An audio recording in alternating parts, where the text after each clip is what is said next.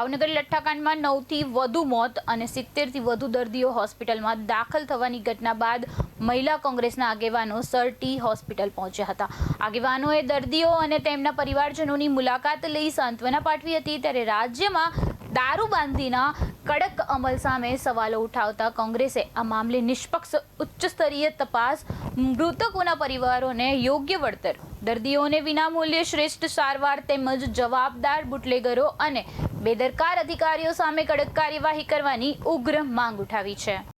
આજરોજ ભાવનગર ખાતે Sir T hospital ખાતે ભાવનગરમાં લઠ્ઠાકાંડમાં જે દર્દીઓ દાખલ છે તેઓની અમારે ભાવનગર કોંગ્રેસની મહિલા ટીમ આજે મુલાકાતે આવેલ છે અને દર્દીઓને સારવાર અમે જાણકારી આપી છે।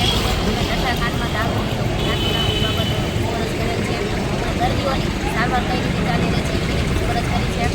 અત્યારે સૌથી મહત્ત્વનો પ્રશ્ન એ છે કે જે દારૂ ગુજરાતમાં દારૂબંધી છે, પ્રોહિબિશનનો કાયદો છે, તેમ છતાં જે ખુલ્લેઆમ દારૂનું વેચાણ થઈ રહ્યું છે, દારૂ તો ઠીક, દારૂના નામે ઝેરનું વેચાણ થઈ રહ્યું છે, તો શું આ ઝેરના વેચાણનો વેપલો ક્યારે બંધ થશે? આ તમામ સવાલોનો જવાબ સરકારે આપવો જ પડશે।